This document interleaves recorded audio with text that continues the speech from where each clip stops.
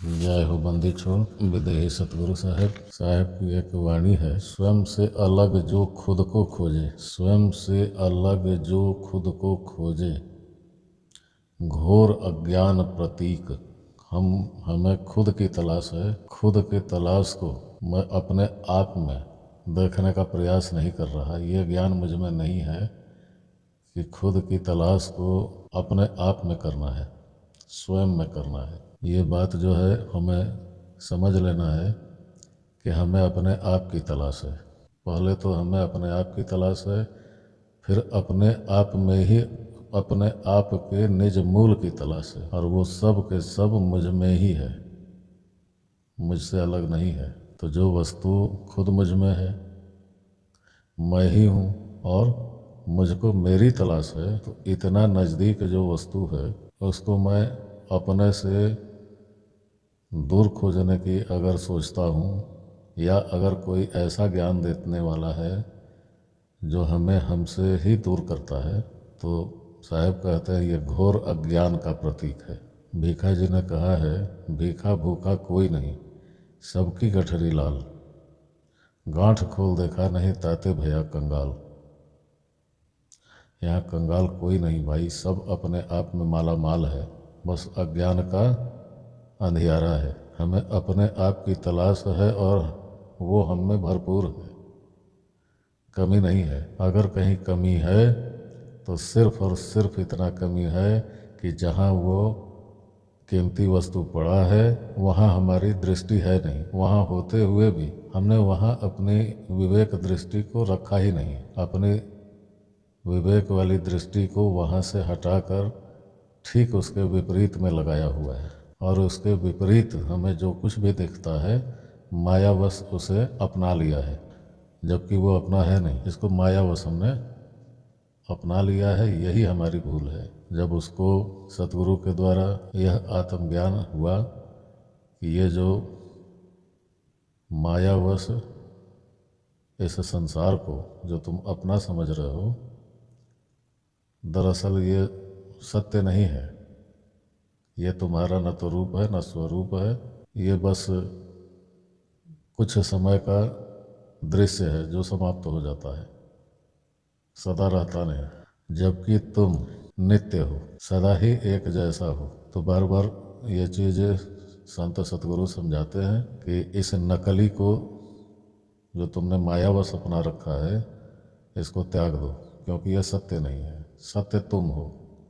अब तुम इस नकली दृश्य से अपने आप का जो लगाव है, जो प्रेम है, जो आसक्ति है, जिसको मोहवश तुमने पकड़ रखा है, अब यहाँ से तुम मुखातिब होना छोड़ो और स्वयं की ओर उलट जाओ। उलट कर अपने आप को देखो तो खुद को पा जाओगे। तुम्हारी तलाश पूरी हो जाएगी।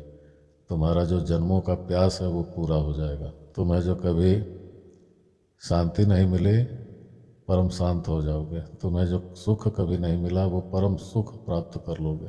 तुम्हें कभी आनंद की प्राप्ति नहीं हुई, तुम परमानंद को पा जाओगे। फिर कभी बहकोगे नहीं। विदेह को अंग है काया धारा, माया लाग सटीक। ये जो जीव है, ये जीव कोई और नहीं, ये विदेह का ही अंग है, उस मालिक का ही अंग है, उस परमात्मा का ही अंग है। इसके वजह से कि वो शरीर चल रहा है, काया को इसने पकड़ रखा है, जिसके वजह से ये काया अपना काम कर रहा है। लेकिन ये काया नहीं है। काया में रहते हुए भी ये काया नहीं है। ये विदेह का अंग है। ये जीव जो है, ये जीव उस परमात्मा का अंग है। इस अंग में जीव रूपी ये जो विदेह का अंग है, परमात्मा का अंग है। तो परमात्मा का अंग होने से इसमें वो सारी बातें हैं जो बातें परमात्मा में हैं, परंतु मायावश ये अपने आप को भूल गई है, जिसका परिणाम यह है कि अब ये मायावश अपने मन को, अपने तन को ही अपना निज स्वरूप मान बैठी है। यह अज्ञानता इतना घर कर गया है, इतना जड़ता इसमें बढ़ गया है कि अब यहाँ से ये छूटने को तैयार नहीं। बार बार जब तक इसको बताने वाला ये बता नहीं देता, समझाने वाला ये समझा नहीं देता कि तुम ये तन मन संसार नहीं हो, तुम विशुद्ध, तुम विशुद्ध आत्मस्वरूप हो। तुमने मोहवश इस काया को ही अपना स्वरूप मान लिया, संसार में उलझ गए, नकली मैं और मेरा के फेर में पड़ गए। हकीकत में खुद ही सत्य हो भाई, खुद ही उस विदेही मालिक के अंग हो। वो विदेही मालिक तुमसे दूर नहीं, बशर्ते कि तुम अपने होश में आओ, अपने आप को पहचानो और इस बात को समझो कि तुम विदेही के अंग हो। विदेही का अर्थ जिसका कोई देह नहीं, वो कोई तत्व में नहीं आता। यह हमारा शरीर 5 तत्व 25 प्रकृति 3 गुण का मिश्रण है, पर हमारी जीवात्मा आत्मदेव ये कोई तत्व में नहीं आता, कोई गुण में नहीं आता, ये नितत्व है। तो जो नितत्व है उसे अगर तत्व में खोजोगे तो स्वयं से अलग हो जाओगे, स्वयं से दूर हो जाओगे, फिर स्वयं से मिलना कैसे होगा?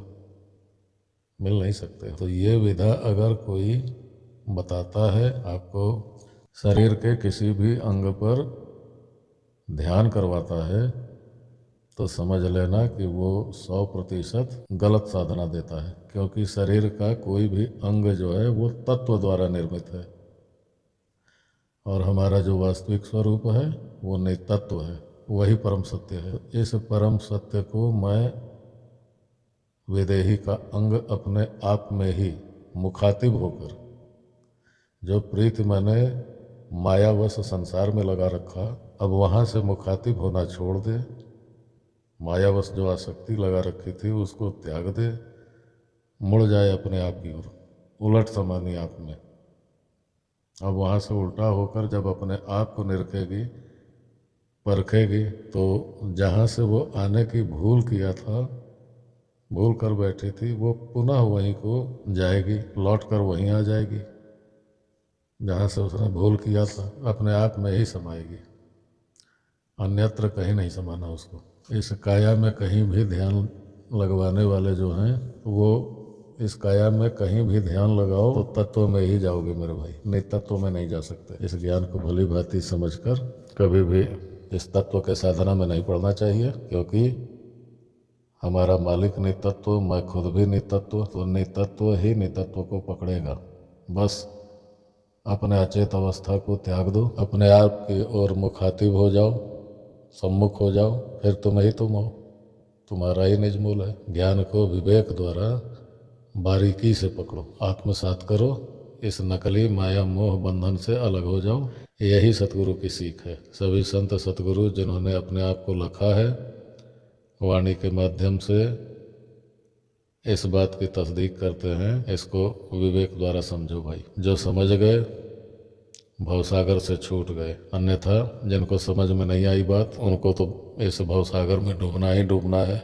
और आप देखोगे कि यहाँ इस संसार में जीवों को भरमाने वाले भी, काया में ध्यान लगवाने वाले भी अनेक गुरु लोग बैठे हुए हैं, जो जीवों को भरमाने का काम कर रहे हैं। उन्होंने खुद को समझा नहीं, सत्य ज्ञान उनके भी पल्ले नहीं पड़ा और तत्व में ही जीवों को उलझाकर लगा देते हैं, फंसा देते हैं। ऐसे गुरु भी भवसागर तर नहीं पाते और जो उनके शिष्य हैं उनका भी वही हाल होता है साथ ही साथ। तो ऐसे ज्ञान से बचो, किसी भी तत्व पर ध्यान मत लगाओ, अपने आप को समझो भाई, और इस नकली माया में, नकली संसार से अपने आप को छुड़ाओ, स्वयं की ओर मुखातिब हो जाओ। इसी के साथ वाणी को विराम देता हूँ। साहिब बंदगी। सतनाम जी, सतनाम, सतनाम।